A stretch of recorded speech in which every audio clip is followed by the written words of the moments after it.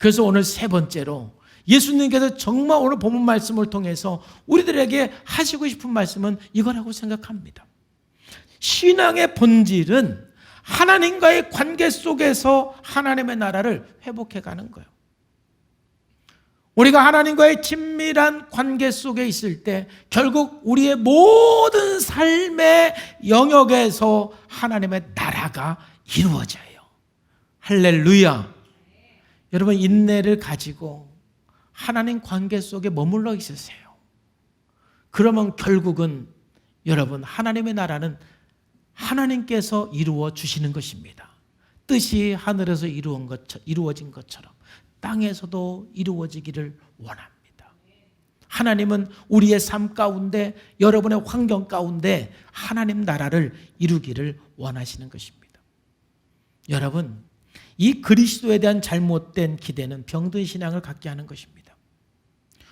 우리 역시도 유대인들처럼 그리스도에 대해서 사역의 범위나 목적을 축소하고 과소평가해서는 안 되는 것입니다. 그리스도가 단지 나의 문제만 해결해 주는 분, 또 그리스도가 단지 우리의 영적인 문제가 아니라 현실의 문제를 해결해 주는 분으로 생각하고 신앙생활할 때에 우리는 신앙의 본질을 상실하게 되는 것입니다. 그리고 신앙의 본질을 상실하니까 뭐예요? 신앙생활에서 굉장히 많은 의문들이 생기고 혼돈이 생기게 되는 것입니다. 여러분, 신앙의 본질은 하나님과의 관계이고 그 관계 속에서 하나님 나라가 회복돼 가는 것입니다. 그러면 여러분, 우리가 이 하나님과의 관계 속에서 하나님 나라가 회복되는 거에 초점을 두지 않고 계속해서 뭔가 그리스도의 개념을 축소시켜서 내 문제만, 또 내 현실적인 문제만 해결해 주는 거에 초점을 맞출 때 우리들에게 나타나는 혼돈은 언제 있냐면, 첫째, 기도했는데 내 마음대로 해결 안 될 때 굉장히 혼돈스럽습니다. 하나님이 기도하라고 해서 기도했는데 왜 응답이 안 되냐 이거죠. 사랑하는 사람이 아파서 정말 열심히 기도했습니다. 그런데 낫지 않고 하늘나라 갔어요. 보통 실망이 아니죠. 이 코로나가 없어지도록 예수님의 이름으로 이 코로나는 떠나갈지어다 선포하면서 기도했는데 지금까지 코로나는 계속 지속되고 있어요. 실망이죠. 문제 해결을 위해서 정말 열심히 기도했는데 여전히 문제가 해결되지 않아요. 정말 너무너무 실망이죠. 이럴 때 여러분 어떤 생각이 납니까? 도대체 하나님은 살아계신가? 하나님은 왜 내 기도를 들어주지 않는가? 성경은 맞는 것인가?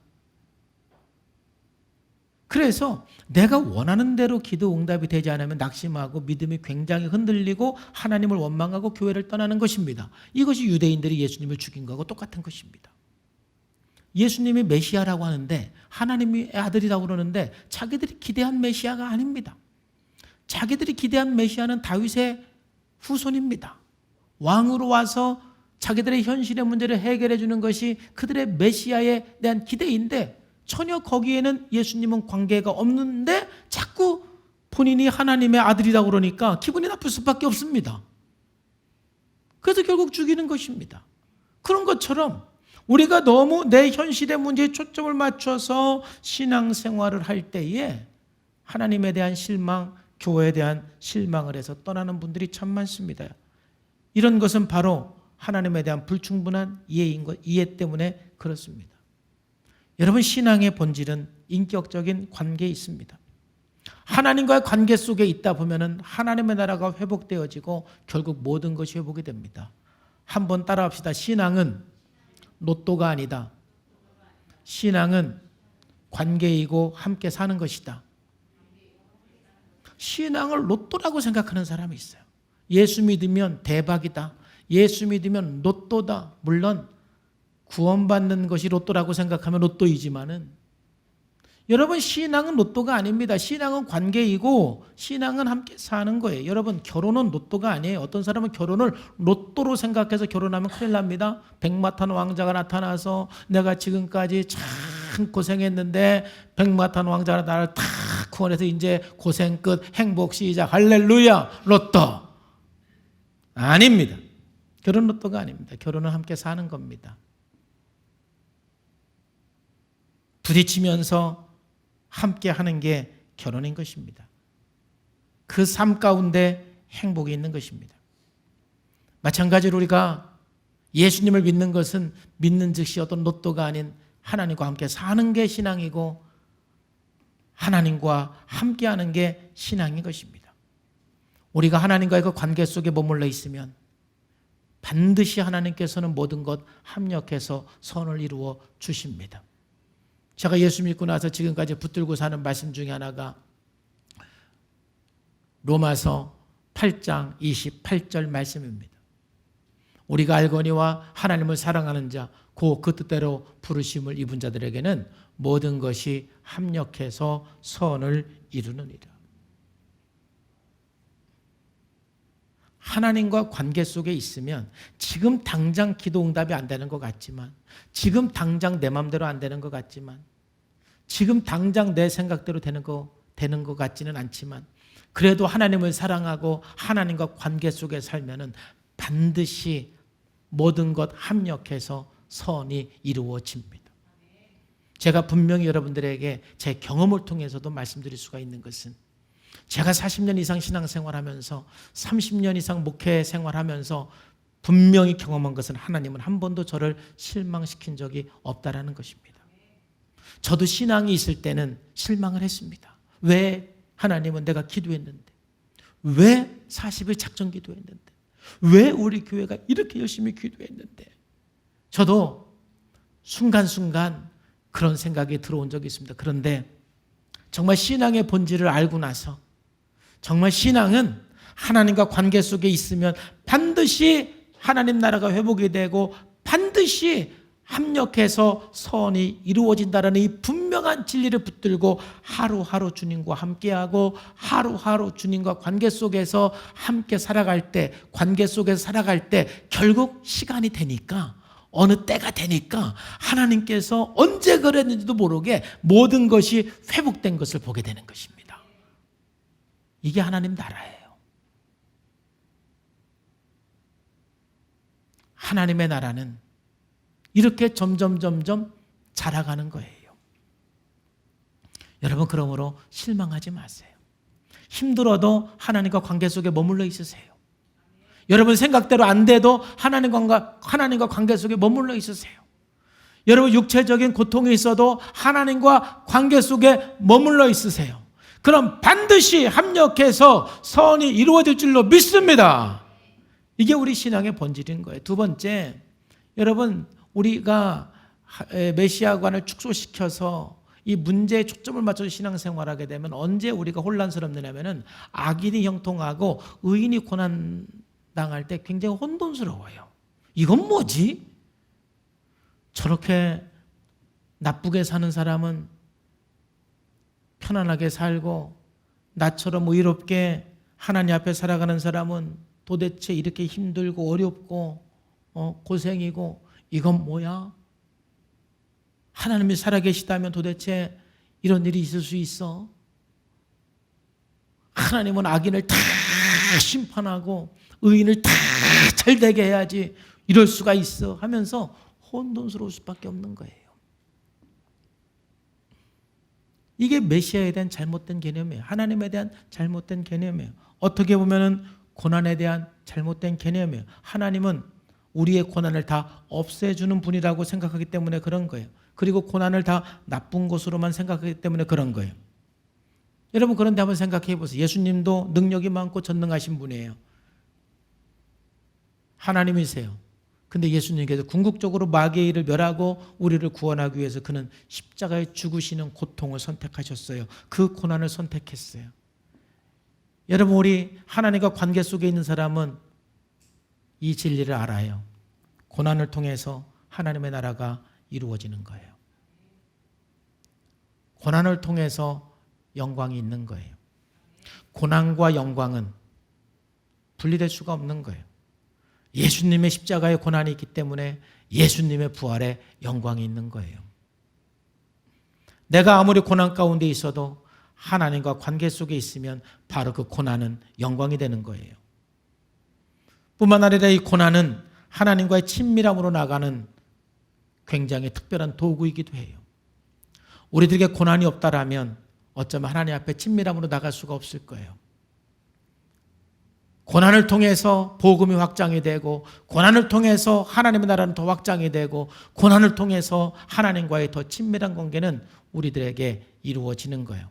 수많은 사람들이 위대한 영성가가 되고 하나님만 생각해도 눈물이 나고 기뻐하고 감사하는 사람은 그 고난 속에서 하나님과 관계했던 사람인 거예요.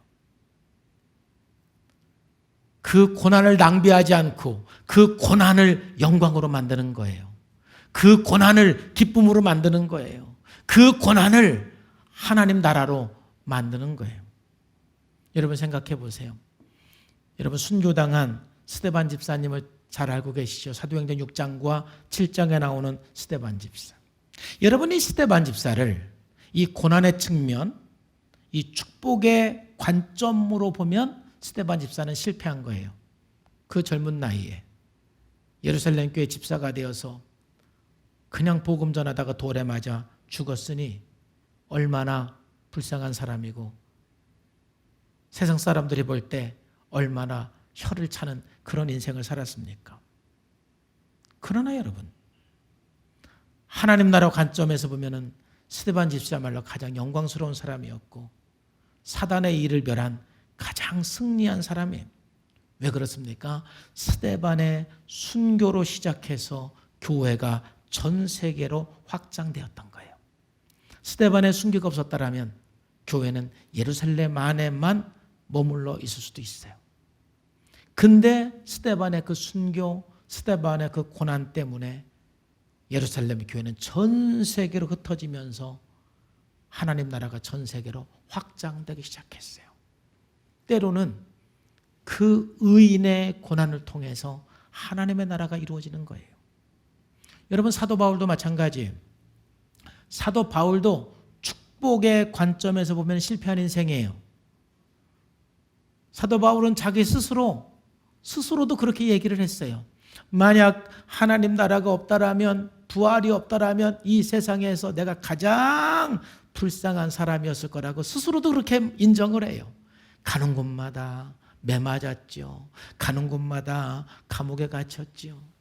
정말 사도 바울은 복음 때문에 편안한 삶은 살아본 경험이 거의 없을 정도로 정말 고난의 연속이었어요.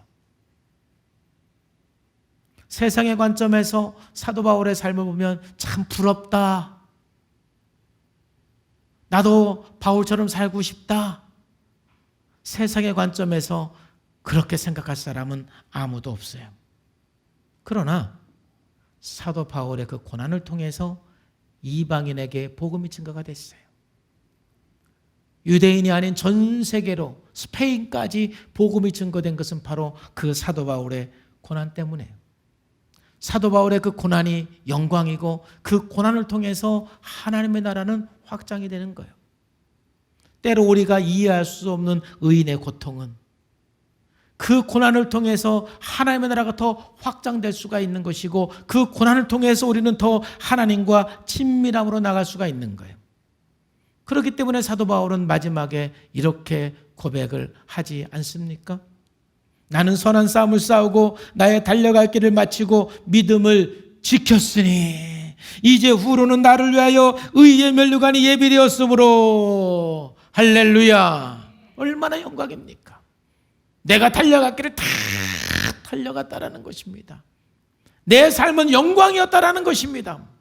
세상 사람들이 볼 때는 고난이었지만 나의 삶은 영광이었다라는 것입니다. 이제 후로 나를 위해서 면류관이 준비되었다라는 것입니다. 결국 사도 바울도 그렇고 스데반도 그렇고 결국 고난을 통해서 영광이 왔습니다. 우리는 하나님의 통치 속에 하나님의 주권 속에 있는 거예요.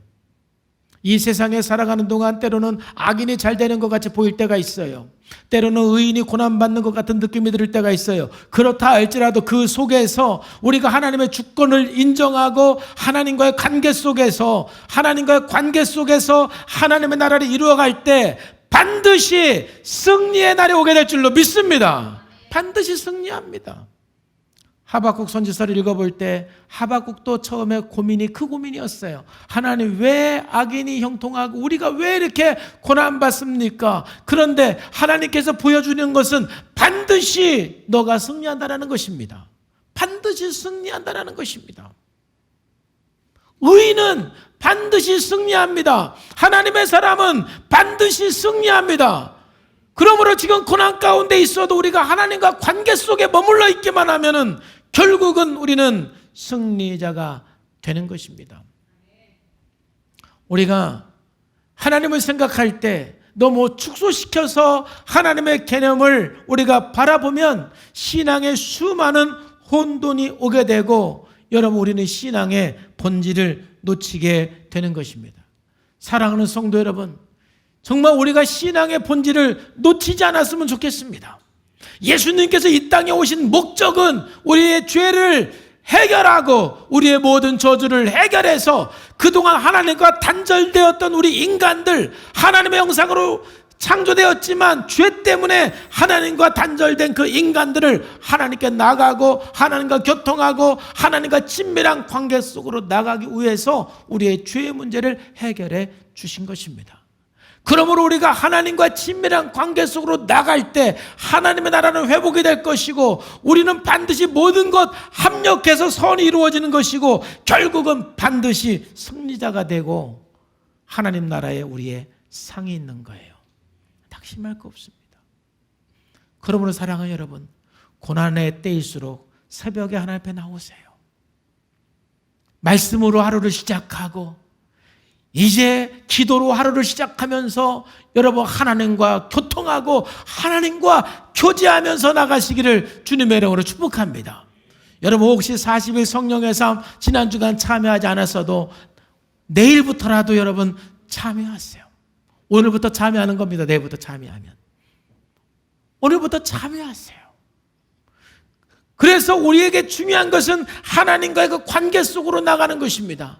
날마다 묵상과 말씀을 통해서 우리가 하나님과의 관계를 생명으로 붙잡으시기를 주님의 이름으로 축복합니다. 거기에 우리의 희망이 있는 것입니다. 거기에 우리의 승리가 있는 것입니다. 거기에 모든 것이 합력해 선을 이루는 비밀이 있는 것입니다. 지금 우리 주변의 상황이 어떻다 할지라도 우리 신앙의 본질을 놓치지 말고 하나님과의 관계 속에서 모든 것 합력해서 선을 이루고 승리자가 되기를 주님의 이름으로 축복합니다. 기도하겠습니다. 하나님 아버지, 감사합니다. 오늘도 성령님께서 함께해 주시고 은혜 주심을 감사합니다. 오늘도 말씀하시니 감사합니다. 주여, 우리가 그리스도인으로서 신앙의 본질을 놓치지 않게 하여 주옵소서. 우리가 하나님과의 그 친밀한 관계 속에서 결국 하나님 나라를 회복하고 승리자가 되게 하여 주옵소서. 오늘도 우리 눈에 보이는 건 아무것도 없지만, 우리의 손에 잡히는 것 아무것도 없지만, 오직 내 앞에 계신 그 하나님만 바라보고 하나님과의 관계 속에서 하루하루 믿음으로 살겠습니다. 예수님의 이름으로 기도합니다.